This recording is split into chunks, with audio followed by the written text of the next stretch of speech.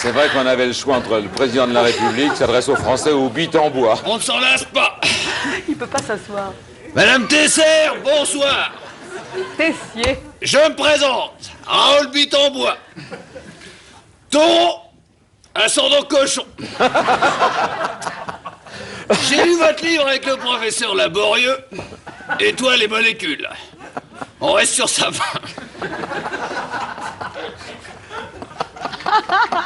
Je te regarde pas. On reste sur sa fin.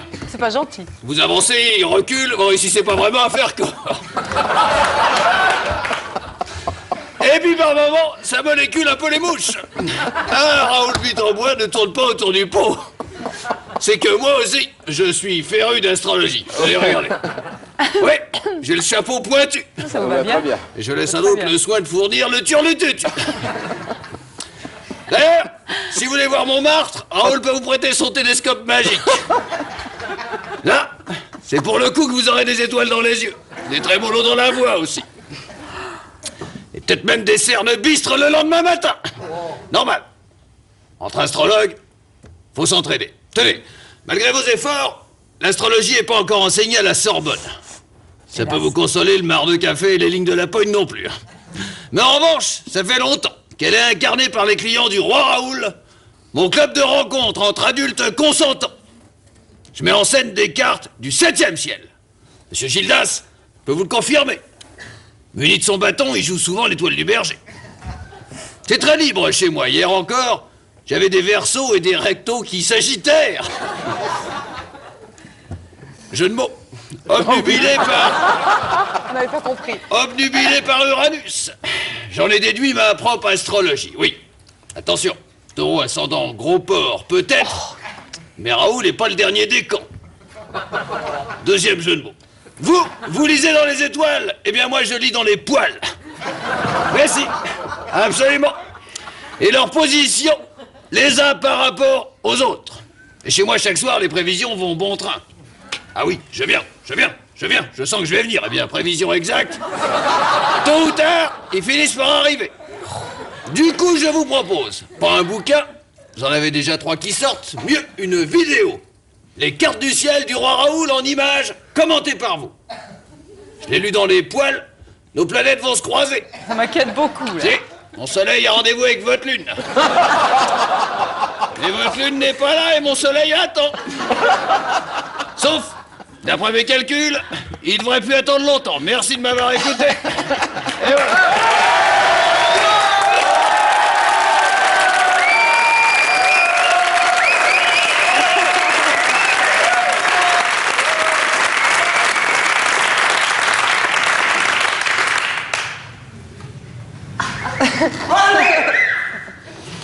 Je me présente.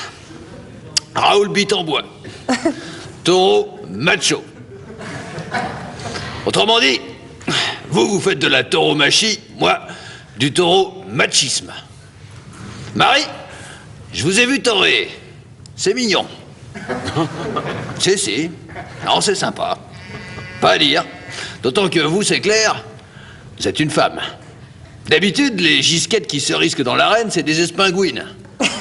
Ah, les Carmen, je sais pas si elles ont le sang chaud, mais elles ont la transpi épicée. Hein. Elles lèvent un bras pour saluer la foule, le taureau a intérêt à se pincer les naseaux s'il veut pas tourner de l'œil. Hein. Sans compter, la plupart, elles ont plus de bacchantes que moi. Eh, dans les vestiaires, on parle mousse à raser, c'est sexy, non? Que vous, au moins, on comprend que le taureau vous fonce dessus. Juste, souvent, il se prend les jambes dans un truc qui l'empêche de courir comme il voudrait. Non, c'est sûr. À vous voir, on se dit, la nature est injuste. L'enthousiasme, la technique, tout ça, vous l'avez. Pourtant, il vous manquera toujours un truc. Vous allez dire que Bitembois est vieux jeu, mais moi je dis, la fesse, ça se passe entre 4 yeux, la tauromachie, ça se règle entre 4 burnes. Que le tauromachisme, ma spécialité, c'est différent. Ça, pour le coup, c'est une discipline mixte. C'est né de ce que, avec Mme Bitembois, quand nos sens s'exacerbent le samedi soir, les voisins tambourinaient « Pas bientôt fini votre corrida !» Shooté à ça qu'avec le temps, Josiane ressemble de plus en plus à une grosse vache. Et l'idée m'est venue de torer le beau sexe dans les règles. Attention, Pas n'importe quelle grue, hein. Attention, que de la cuisse de concours, de la gonzesse de combat, élevée au grain, exprès pour ça. Donc, vous avez Bibi, en habit de lumière, qui rentre dans l'arène.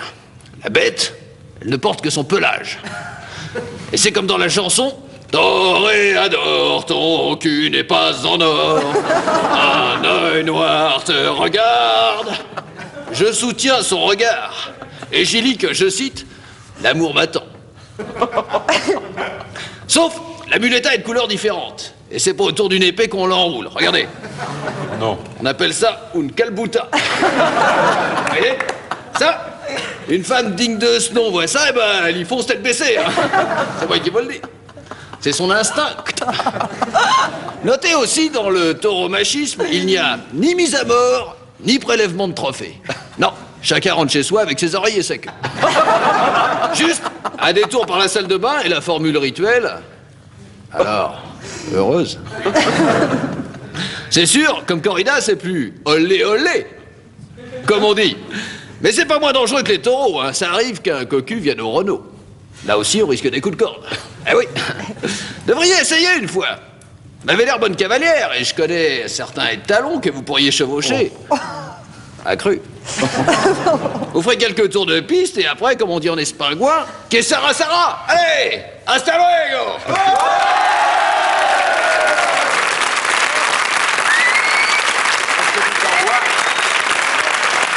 Vous pouvez rallumer votre mégot. Compliment parce que c'est la première fois que je vous ai vu presque poète ce soir. Bon, merci. Hein, je vous ai sensible à la poésie, en tous les cas, à ce genre de poésie, monsieur Gilda. Votre poésie à vous, oui. C'est ce que vous lisez l'après-midi. Oui, merci.